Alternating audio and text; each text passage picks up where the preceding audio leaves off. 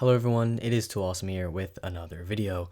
Now, if you've been even somewhat in the loop, you've probably heard of the show Jujutsu Kaisen, and for good reason. This show has been tearing it up and dominating charts for weeks. So with the first season's conclusion, I thought it would be a good idea to review it. So without further ado, let's review Jujutsu Kaisen.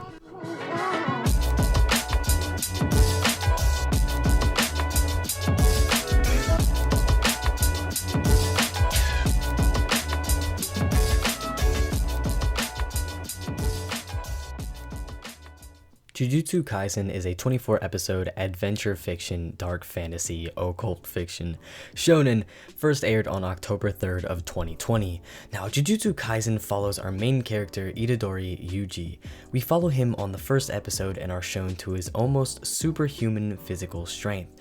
Seriously, this kid is strong and fast, and well, what better place for a kid like that to spend his time than with none other than the Occult Club? He literally could have picked any other club or sport and this would be a completely different anime, but the Occult Club gets their hands on a cursed object, which then summons all these other curses to it like a sort of beacon. So to save his friends like the true hero he is, he eats a finger, which was actually the cursed object all along. We later learn that this finger actually belonged to one of the most powerful curses ever, Ryomen Sukuna, who acts like the inner demon that is shown in so many other shonen, like Kurama in Naruto or whatever the devil is inside of Asta. But Sukuna here is different. He has no intentions of getting buddy-buddy with Itadori, and a lot of the time actually hinders him. Sukuna himself is an actual fleshed out character who has his own goals and mission to strive for, so he really isn't a get out of fight free card that Itadori can use whenever he is outmatched. He's actually written pretty well, and for the majority of the show, it's like he isn't even there.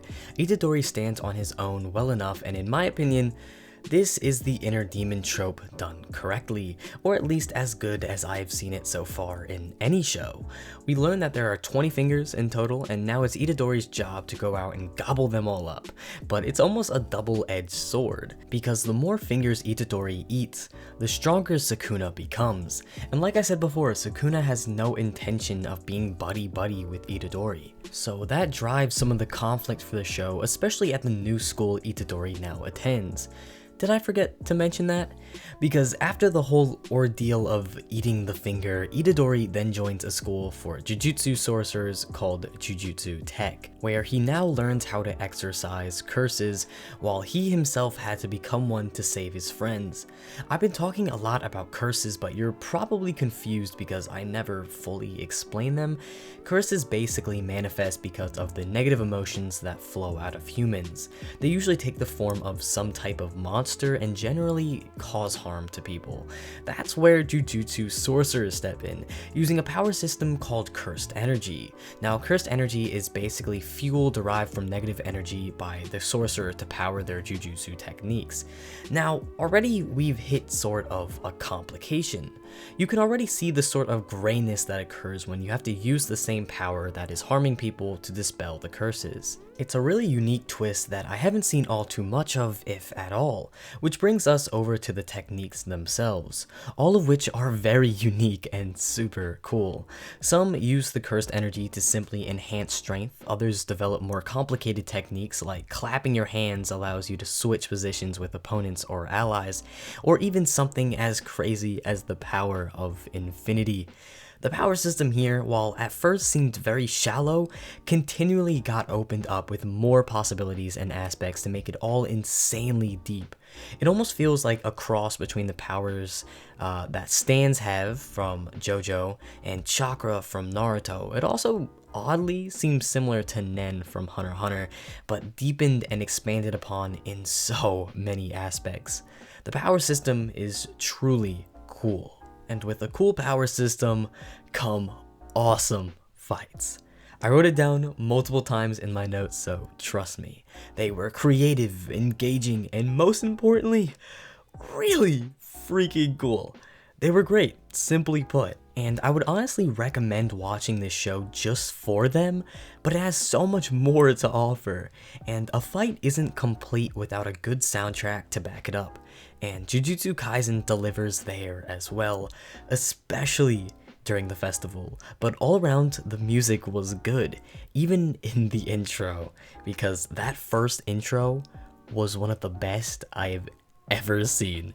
The music, the animation, it was all really good. It had me singing and humming it constantly, especially during the writing of the script, because that was no exception. And let me not forget the animation. It is so good. One of the best looking anime out right now. It reminds me a lot of Demon Slayer just because of the quality of animation they share. Hopefully I'm not downplaying it, because seriously, the animation is amazing. Like, just look at this eye. Tell me it's not good. Tell me, I dare you. Please tell me. I bet you can't. Seriously, don't lie to yourself. It's not worth it. The humor, though, was an aspect I wasn't really expecting going into the show, but I was pleasantly surprised because the humor is really good. Some jokes are really dedicated as well, like when Toto asked what Itadori's type was, and when he answered, there was a whole genre switch. It was hilarious. Toto is hilarious. Whenever Toto was on screen, it's always one of two things: extremely funny or dope as hell. No in between. Jujutsu Kaisen also had a baseball episode. I don't know why, but I always love these episodes and they're so funny to me. Plus, the people's cards with like a quote or a little blip about them was genuinely cracking me up. You would think that this was a comedy anime the way some of the jokes made me laugh. Now, I've name dropped a few characters, but it's surprising how well the entire cast is written, especially with such a small amount of episodes. All the characters, including side ones, while maybe not getting all that much depth, all have super cool and unique abilities plus interesting personalities that it more than makes up for the slight lack of backstory for a few. In total, it's a well-developed cast of characters, all of which are unique and cool, plus the interactions between them feel very real.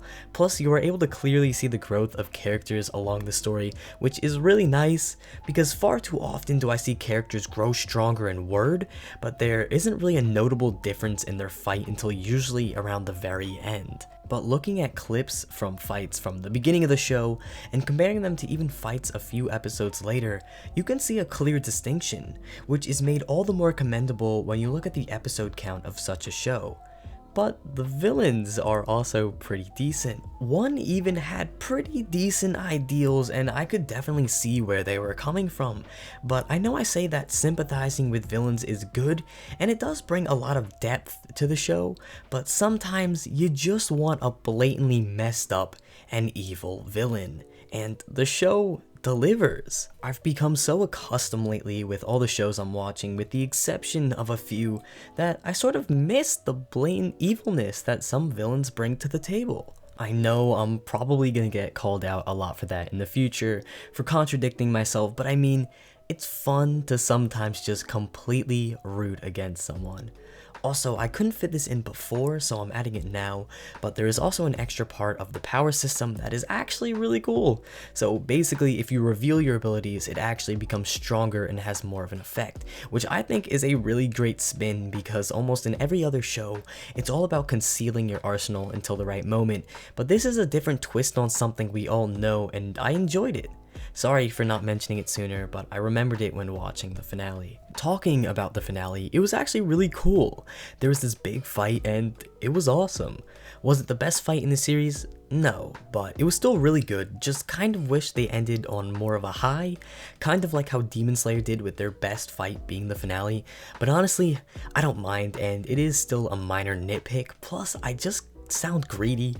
Although, giving credit where it's due, I actually felt bad for these curses, which is not something easily done, you know, especially if you've watched the show. Also, there was some phenomenal music during this episode. The best it's been, and it was even in sync with the fight, which made it that much cooler. Like, I love when they do stuff like this, it's so dope. Honestly, I'm gonna miss the show, but I'm super hyped to see where it goes, and I'll definitely come back. Closing this section out, the final episode was good. It didn't drop the bar or anything, it kept up the momentum previously built throughout the show. But Jujutsu Kaisen has been a really great experience so far. It had such a cool idea with its power system and villains along with all the characters, and the first episode did a great job setting all that up as well.